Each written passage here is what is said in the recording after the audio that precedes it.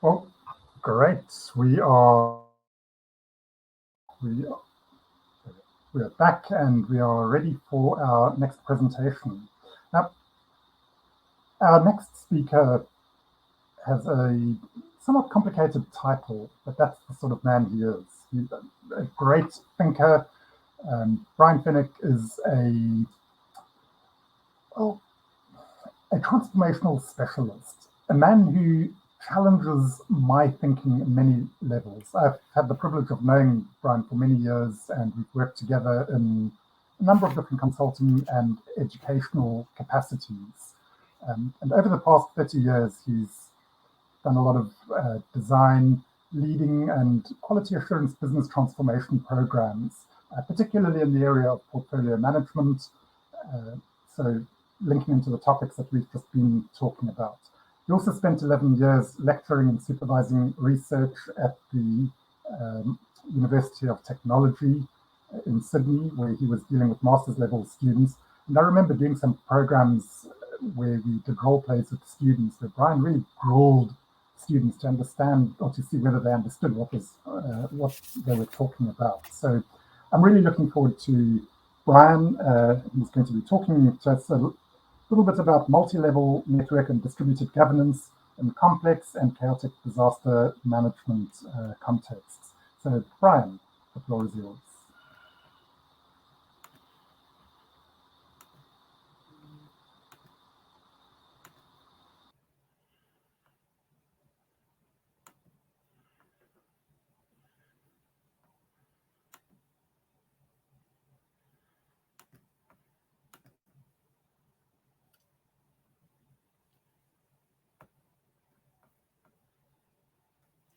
Hello, can you hear me?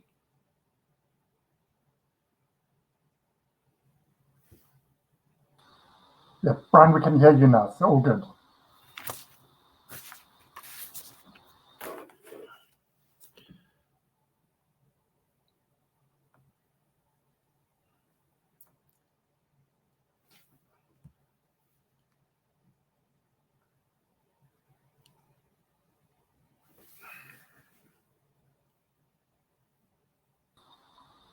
All right, so Brian, you're not showing at the moment.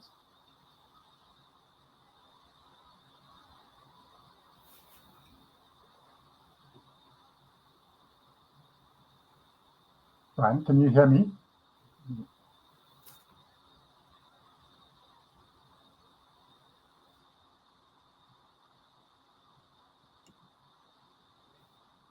All right, we're just having some technical difficulties. Bear with us for a moment while we try and get Brian's audio up. So, Brian, I see movement. You ready?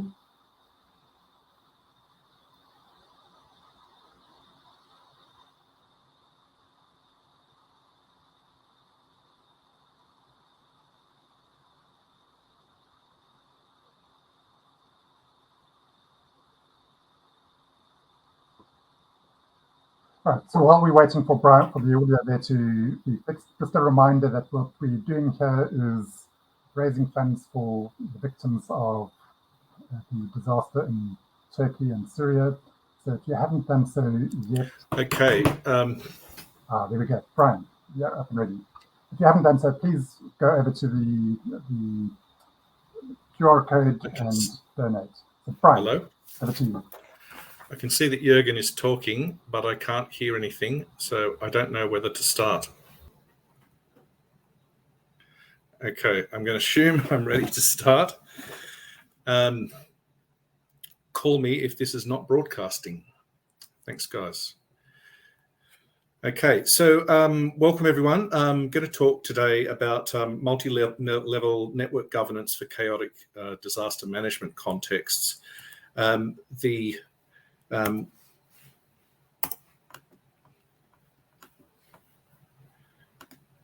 Topics, just by way of brief introduction. I'll start with a brief description of what I mean by governance in this context, and then an overview of the order of topics to cover today. So what I'm meaning in this context is the rules, relationship systems and processes for exercising and regulating authority as well as for holding actors accountable for their work. In other words, the conditions of self-regulation.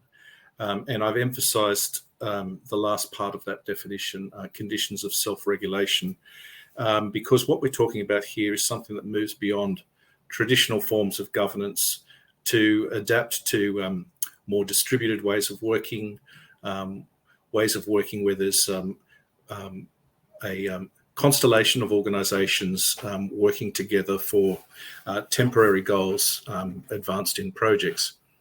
The framework, what we can also think of in this respect regarding governance is where there is something that is more formalised. So a framework that outlines the boundaries of management's execution of their tasks and what they are to be held accountable and responsible for. So the order of topics for the presentation, going to start with a look at complexity and chaos in disaster management contexts. What are the issues then with governance in such contexts? Then I'd like to draw your attention to some of the latest developments in governance in project management and how this might help with complex disaster management contexts. And finally, some conclusions and a sketch of a research agenda, which I think falls out of a look into these things. Complexity and chaos in disaster management contexts. It really is, when you look at it, an intersection of unrivaled diversity in human endeavour. There is diversity along a number of modes. So firstly, there's diversity in the type of disaster that is possible. So flood, earthquakes, war, famine and drought, disease, economic collapse, etc. And the degree to which human agency might be involved. So obviously it's more involved in war, climate change and so forth. There's also a massive diversity of stakeholders, central and regional governments, international agencies like the UN, NGOs, the media, the private sector, and of course the impacted community. There are the diversity needs of those that are impacted. There are different kinds of people, different kinds of work, ways of life, women, children, and so forth, and all of these needs are quite different from each other. There's also diversity of priorities over time during preparedness, mitigation, relief and recovery phases of a disaster. And there's diversity in the communities of practice, knowledge and methods of the participants. And just for an example, that 4-phase that I just referred to, preparedness, mitigation, relief and recovery, if you look at the literature, there's anything from 2 to 9 phases, depending on the methodology you're looking at. And then there's value pluralism as well. And, by this, I'm talking about the agendas that might be behind interventions for relief, depending on the people, countries, governments concerned. The other thing that I would add is that this complexity is only increasing with geopolitical uncertainty and also climate change as it makes disasters happen in more complex circumstances. So onto the issues with governance in these contexts. The first observation is that traditional centralized governance is universally recognized as ineffective. It's just not possible to regulate the governance of networks by means of traditional sovereign forms of detailed and hierarchical and bureaucratic regulation. These inevitably undermine the self-regulating capacity of the networks. This subsequently leaves a lot of problematic areas in coordination and communication of ongoing efforts, the prioritization of those efforts, sequencing of actors and their efforts around resource constraints and managing overload, duplication of effort, where there are points of handover between different actors, in understanding the global risks. So where there's risks that are common across a whole lot of different initiatives, or perhaps where there's downstream risks where, because of a web of interdependency between the various projects that are being undertaken, a failure in one project upstream can have downstream consequences. And it's difficult to have a view on this in when there's so much activity being undertaken by so many different actors. Related to this, understanding global value and also leveraging knowledge in diversity. So, latest developments in governance and project management and how this might help. First thing to state is that this is a dilemma, or at the heart of this is a dilemma that's well known in project management. And I've deliberately chosen a couple of researchers there from the mid-90s to highlight this. So yeah, the advantage of project management is independence, decentralization, delegation of authority to those actors that are on the coalface and can have the knowledge to make good decisions. That's a great strength, but it also raises a coordination problem. And a lot of people have talked about this in the project management literature. It's essentially something that was a bit of an inflection point in the management of organizations in the both government agencies and businesses in the mid-90s, where there was an emergence of a multi-project environment where a lot of the investment of an organization of its effort is involved in the simultaneous management of constellations of projects. And this was quite new for organizations, and it led to the emergence of terms such as management by projects, attempts to manage these groupings, so program management, portfolio management, and so forth. And I would add too that with agile forms of project management that have emerged in recent years, and the agile movement in general, where in order to address risk and complexity, projects are chunked in ever more smaller increments. That implies that an increase in this coordination complexity, and because you have much more diverse decision making going on, and therefore marshalling that activity becomes a more difficult proposition. But hot off the press, I could spend quite a bit of time looking at the evolution of means to address that in project management, but I want to go to what's happened recently, and to demonstrate the prescience of these issues today.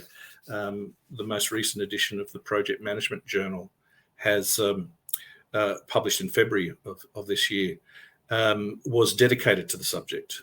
So 3 articles in particular, Wang et al., which is a literature review into the area of network governance in inter-organizational temporary organizations. Hitzenberger, I hope I'm pronouncing that right, presents a model for inter-organizational project networks. And the last one, Kittert and others, talks about coping mechanisms where there's value plurality and networks of organizations addressing projects. So I would just want to draw 3 things out from this literature. There's a whole lot more. I encourage everyone to have a read of that issue.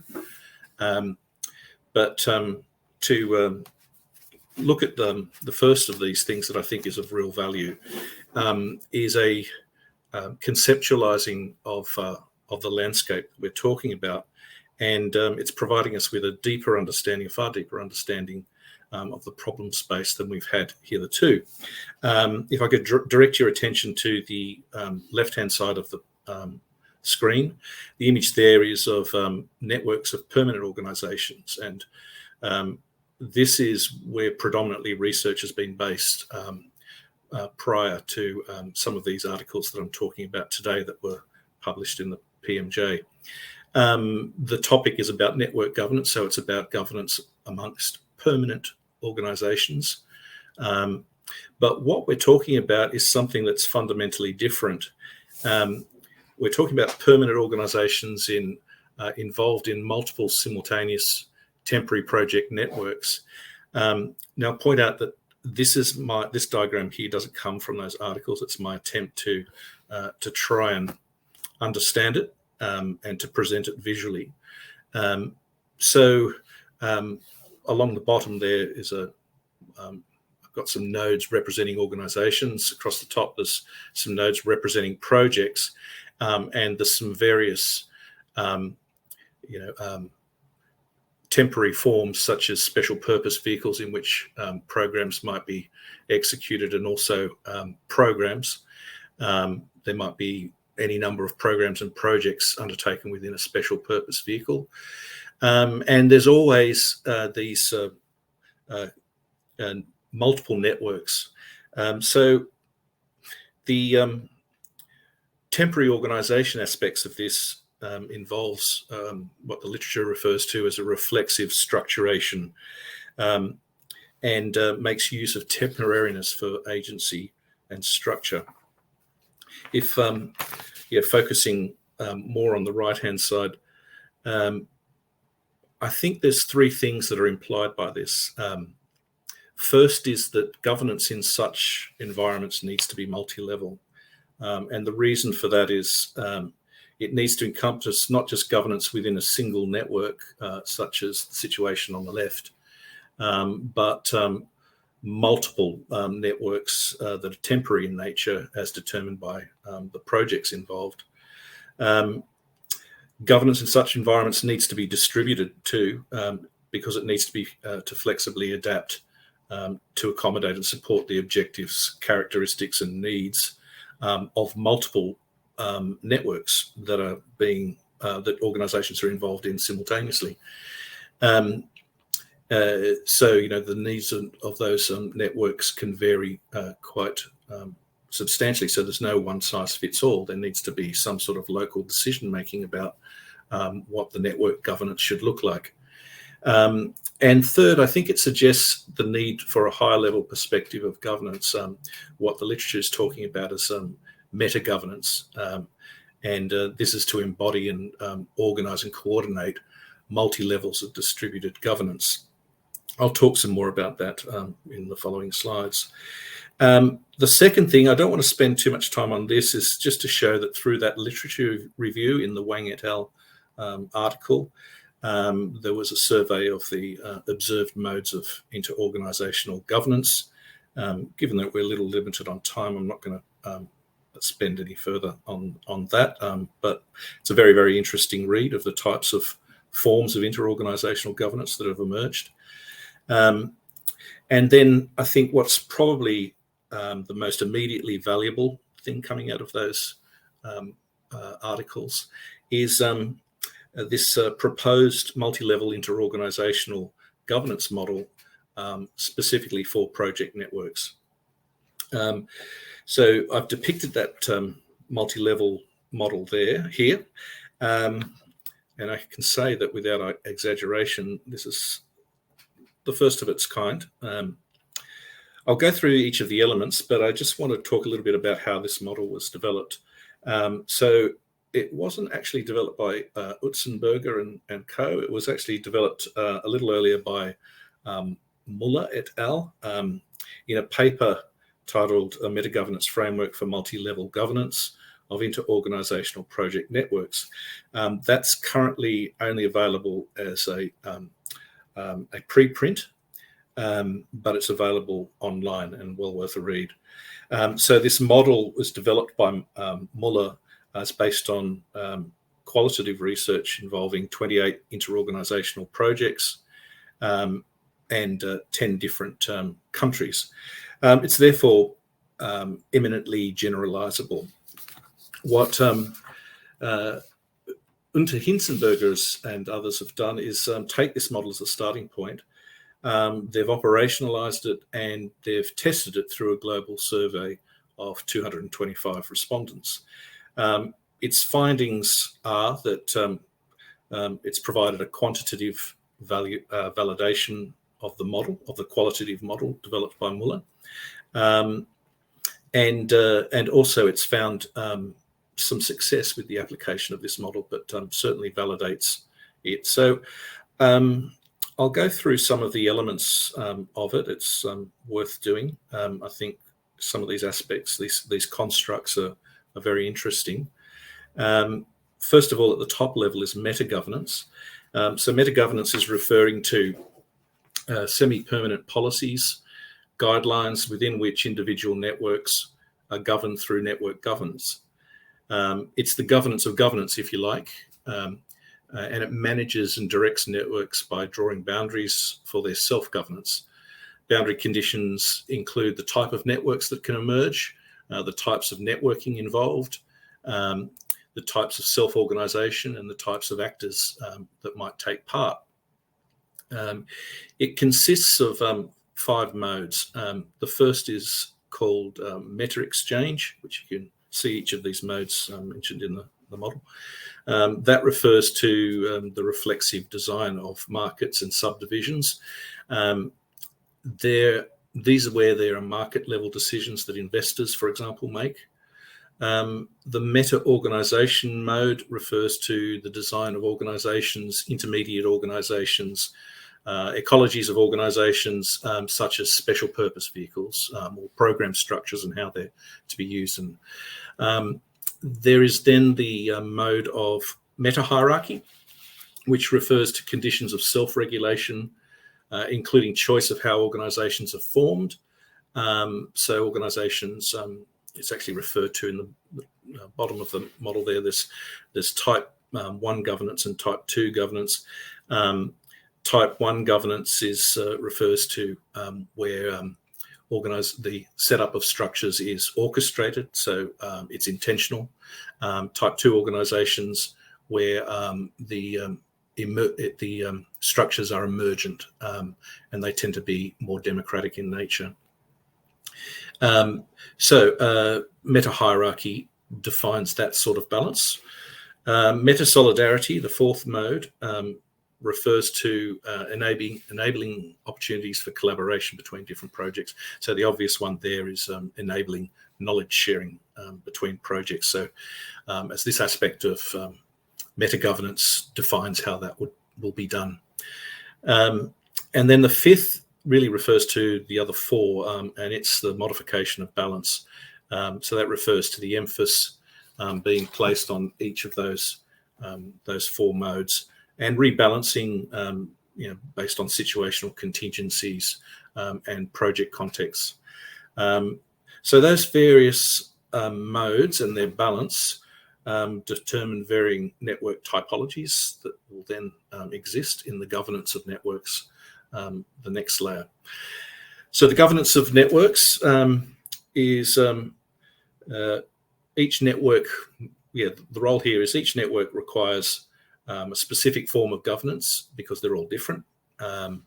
And so here there's consideration of formation structure and structure principles.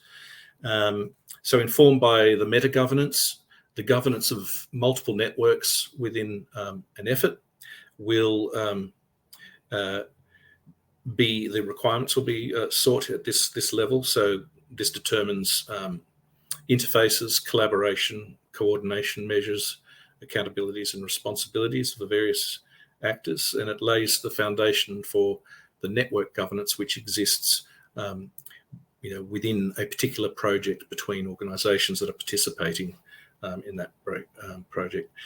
Now, Unter Hitzenberger et al. Make some observations about this model regarding it in practice, which comes out as part of their research, mostly in relation to the meta-governance level.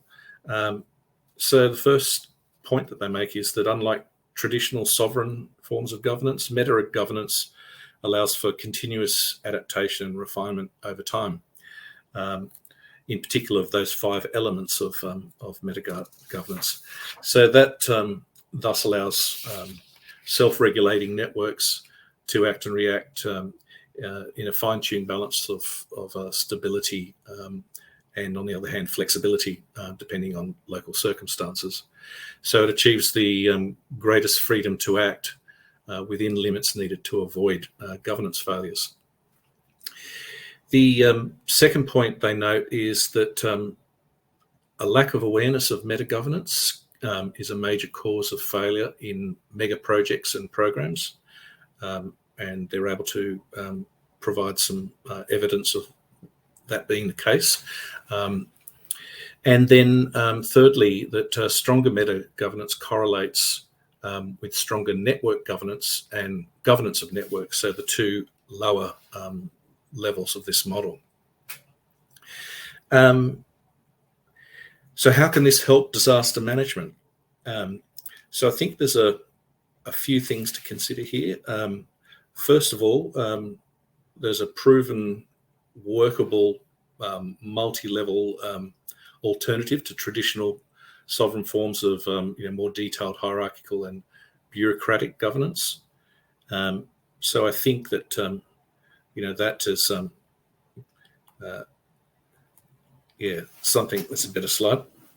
That offers us something to explore with the governance of disaster management efforts, where I think this particular image that I've provided here really I think it captures the complexity that's going on in disaster management contexts, where there's these multiple temporary interactions occurring. Also, I think where agility and flexibility are very, very important in chaotic environments, and we have a mechanism here for balancing that local need for local agility and global coordination. I think it addresses, or it shows promise to address many of those problematic areas that we spoke about. I also see it as a meta-governance, in particular, as an area where developing best practice, flexible guidelines and standards for disaster management is a possibility.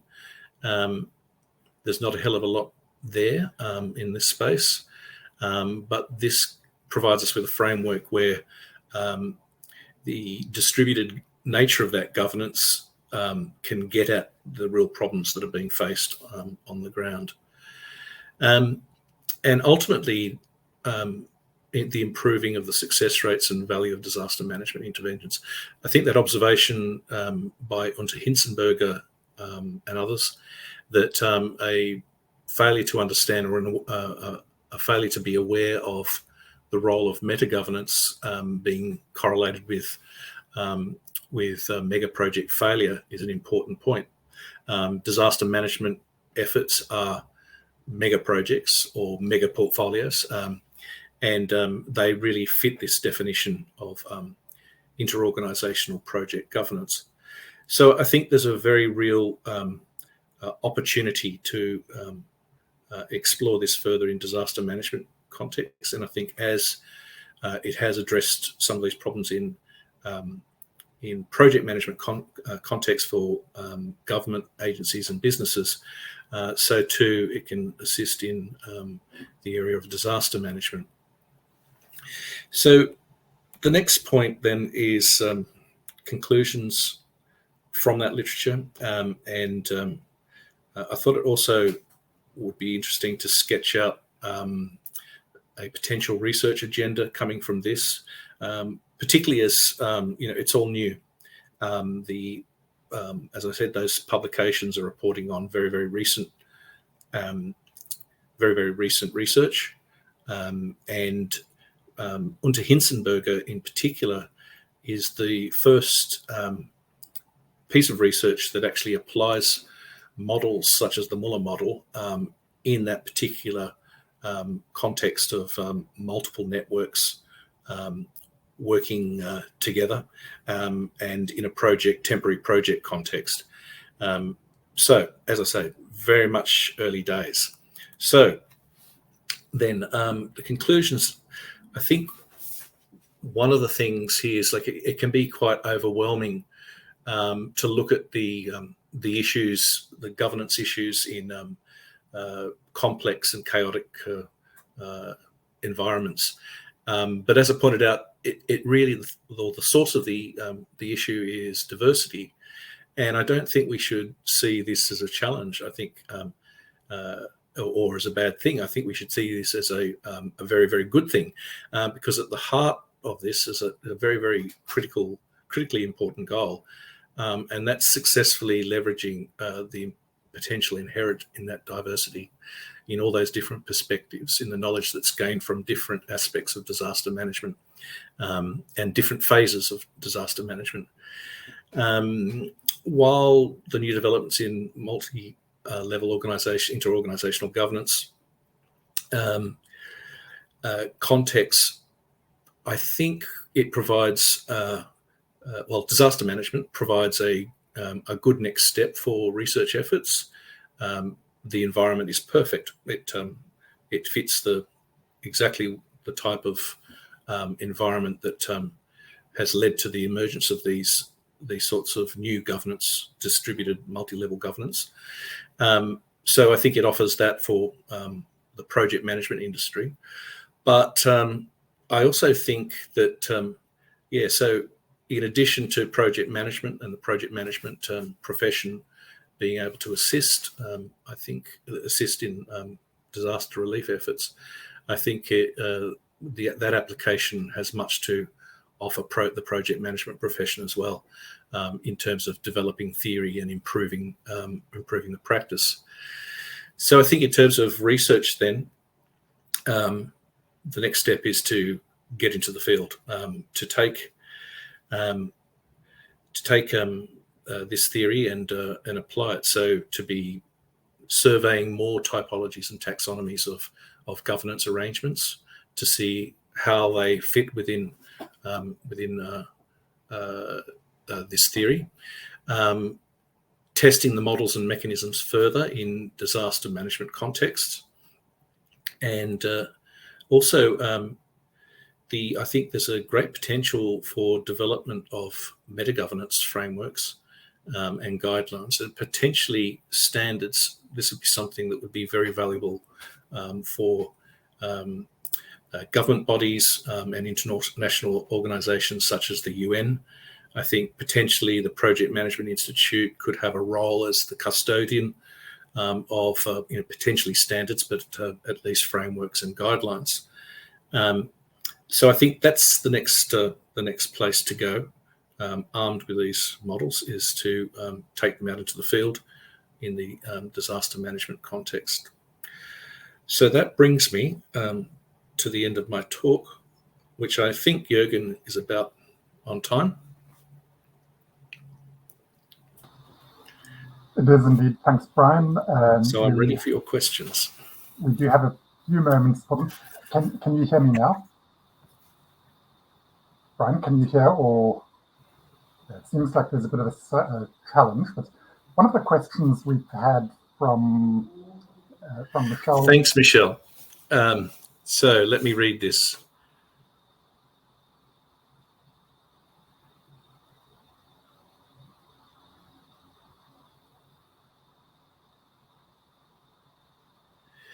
Okay.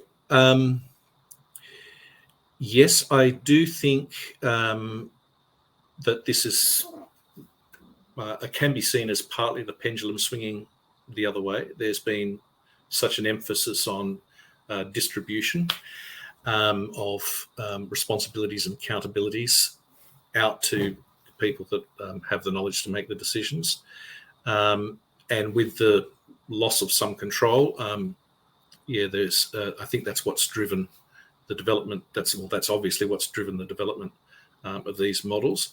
I wouldn't be put off though by that depiction, that graphical depiction of the model. Although it shows a hierarchy,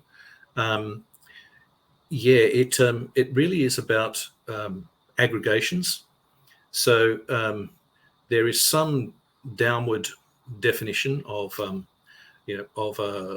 in meta governance of the types of how we would like an effort involving a lot of organisations participating in an effort involving a lot of temporary projects.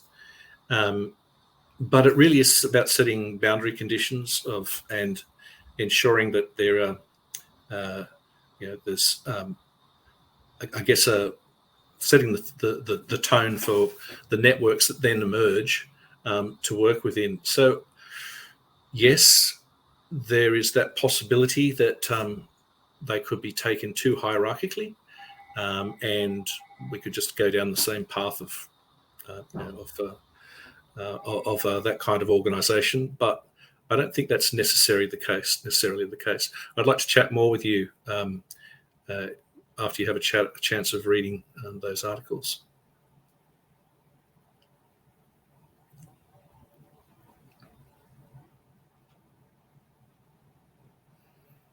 Okay. Well, unfortunately, because of my sound issues, I didn't hear Sarah's talk. But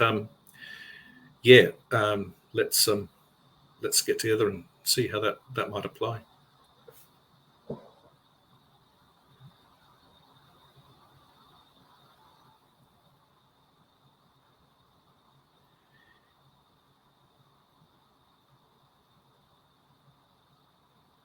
Yes, I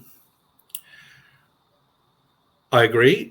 So if I can just look at my notes, so the intent was not is not for meta governance to be overly deterministic of the governance of networks, or indeed the governance of networks to be overly deterministic of network governance. So it's a two-way process. So, for instance, governance of networks and identifies as type 1 and type 2 governance within different networks. Some of it very, very democratic in organisations where they're more emergent, and others where it's been orchestrated, where it can tend to be a little bit more bureaucratic and hierarchical.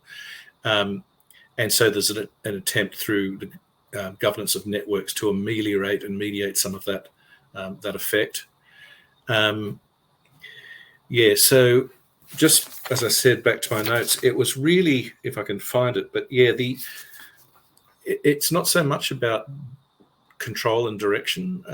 It is more about putting forward, so in meta governance, is putting forward what the values are, what are the principles. These are, I'm using that word again, rules, the rules of the game, if you like, but they're broad rules. So, but within that, if we take the analogy of sports, there are some rules to a particular sport, but the ways in which teams work within those rules offers in order to play whatever game they're involved in. It offers a whole range of freedom of movement to apply what playing styles work for them. So that's not a very good analogy, but it's the one that comes to mind. I think yes. Just to summarise, if you take these models and you apply a mindset of control or direction, that's not their purpose. They're really about setting boundary conditions within which the governance of networks can sit, and then beneath that, within which the governance of individual networks can sit. I hope that answers the question. I will. Washington, thank you for your question. How would ownership of decisions work in the model, especially in a disaster management context where time is of the essence? So I would not imagine that, say the news reports from Syria and Turkey come out and, the UN and others and all of the participants mobilise and get ready, and people pack their bags and they're on site within hours. I don't anticipate that the first thing that they do is sit around a table and come up with the meta governance. for this. I think the meta-governance is something that's more of a permanent set of guidelines that needs to be very reflexive. It's something that pre-exists, that the actors are all aware of. It contains knowledge such as, which particular modes of governance work best in what circumstances. So it maps characteristics of different forms of network governance to success factors. And those success factors are always contextual too. So there's a whole lot of knowledge that needs to be in there. So this is why I put a standard in brackets. I think, sets of guidelines and examples and those sorts of things, that sort of knowledge. A lot of it is, I imagine, is already tacitly held within the minds of people that work in the area. But I think it could be very, very handy to have those sorts of guidelines at the hand so that it enables rapid organisation. I think if a lot of these things that need to be done quickly, if they're well understood, if there's basic ways of doing it and everyone speaks the same language, that can actually overcome some of these issues and help things, rather than being bureaucratic, can actually help things move more quickly. Hope that answers that question. Great. Thank you, Brian. Now, I know Brian can't hear me, but thank you, Brian. It's been good having you, and hopefully we'll get the sound on there sorted out. If anyone does have more questions to put into the chat, I'm sure Brian will be around for a while, and we'll then be able to consolidate those and send them out. So we now move to, here in Australia, 2:15, time for a last cup of coffee for the day, I think. But we have another great speaker coming up shortly. For now, we will take a break, so opportunity for you to get some coffee, get back into the networking room, and if you haven't done so yet, to please jump into the follow the QR code and go and donate to CARE. We will see you back here shortly.